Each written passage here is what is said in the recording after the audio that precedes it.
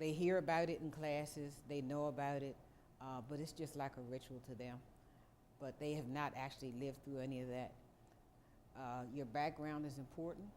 I think you want values to pass on to the students that are coming up because they're going to be the leaders of tomorrow. And I want to think that, you know, in the 29 years that I was in the classroom teaching, that each one of those students is a lot better than I was at that point. At that time, we just had the one dormitory for ladies. That was Tubman Hall, which still stands. And as I was telling, in fact, I was talking about it earlier, everybody lived in Tubman Hall, all the girls. So that you had freshmen, you had sophomores, juniors, and seniors all in one dormitory. And freshmen, of course, were on the third floor because you had to carry your luggage further because you were the new people on the block. We were at the age or the beginning of the sit-in stage, and some of the people were radicals. And then we had the moderates that didn't do anything. They did come on campus and recruit people to do sit-ins. We had people going into the city and helping out with things. We were helping with some of the boycotts in some of the theaters. They talked about it on campus. If there was something big going on in town, you know, a sit-in or a boycott, then the NAACP was, you know, prevalent in that, and they would come around. We heard more about Martin than we did about Malcolm. And I don't know if that was by plan or it just happened.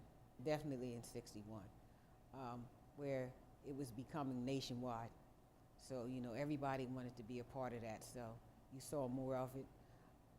One of the biggest, I think, meetings we had on the campus was when they were talking about a sit-in, and everybody wore red and black. Everybody showed up in the meeting. Delaware Hall was full. They were talking strategies and what they were going to do, and everybody went out saying, "We're together." People knew these were students from Delaware State, and they gave the impression that they were one person or one body, so that when they went into town, they knew these were the students coming from Delaware State. This caused some of the businesses to close their doors when they saw us coming, and others would wave to us and tell us they were glad we were in town, that we were making a change.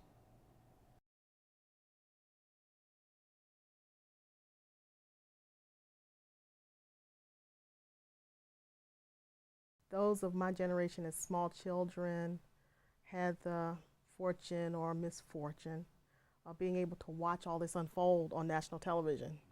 The Kennedys wanted to make sure that the world would see just how unjust discrimination was. And so we got to see our folks marching, being beaten, dogs unleashed on them, the hoses turned on them. And I guess it does something to the psyche of a young child. We had parents of that era, so we did have that militancy also instilled in us. But we also had instilled in us that you have to direct that militancy in the right way. You have to channel it in the right way. I think we were the beneficiaries of a lot of sacrifice and pain and struggle that a lot of people, a lot of our folks went through so that we could come to college and say, this is great. You know, this is a wonderful experience. We weren't having to worry about National Guard coming on campus. You have a right to go anywhere you want to go. You can become whatever you want to become. And that was what we were constantly fed. So we came to college with this knowledge that yes, some people paved the way, like the song we've made our path, tread our path over tears. However, you know, we're here and we honor those who made this possible. And I think we were of the mindset that the best way to honor those people was to do well and to excel and to take advantage of everything at the school. We had big names from the civil rights movement era, such as Julian Bond. I remember him being a speaker here.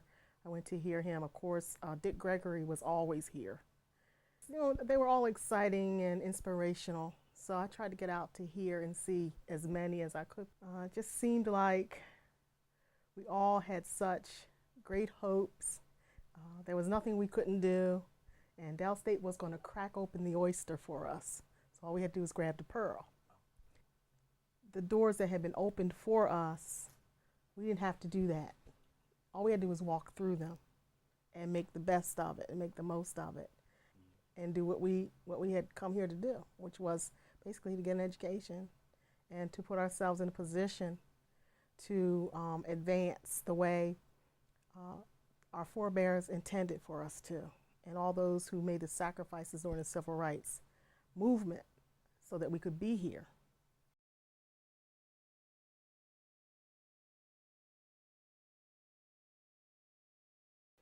A time when people began to feel good about things, and to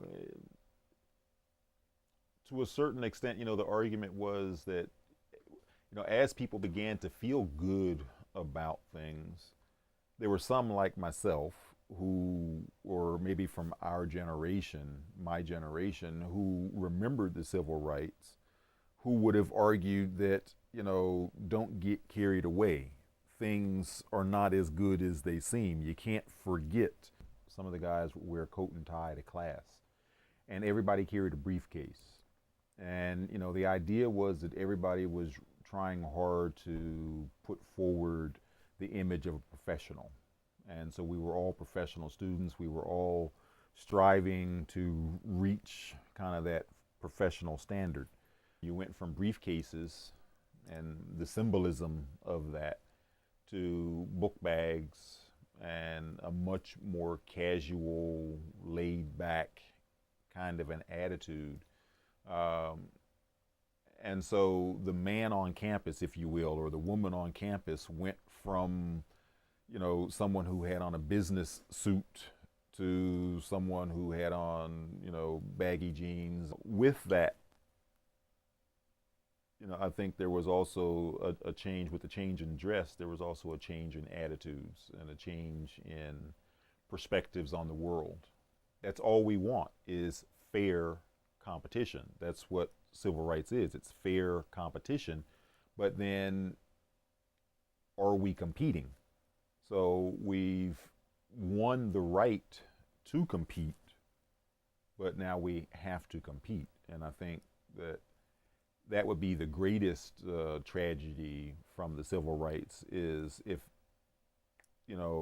the civil rights leaders of the past essentially won the battle to give us the right to compete, but then because we became complacent and felt like, hey, the battle has been won, that we didn't step up to the plate and actually compete the way that we're capable of. In the early to mid 80s, that you started to see black actors being portrayed differently on TV. And so I think that probably began to have an impact. School Days, yeah, Spike Lee came out, and She's Gotta Have It. Several of his movies were big then, as was Jungle Fever with Wesley Snipes. And so, and a lot of those movies took on racial issues and dealt with race in kind of a different kind of way, an open, challenging kind of way. Certainly in Hollywood than it was on the college campus. There were no discussion groups on college campuses discussing these issues.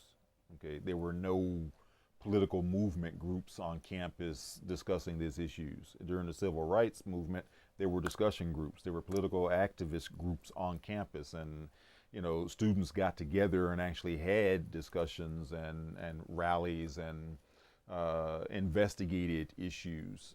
Once Hollywood took it, then you went to the movies and you saw it in the movie, and maybe you talked about it with your friends, just in social conversation. But there was no group organization.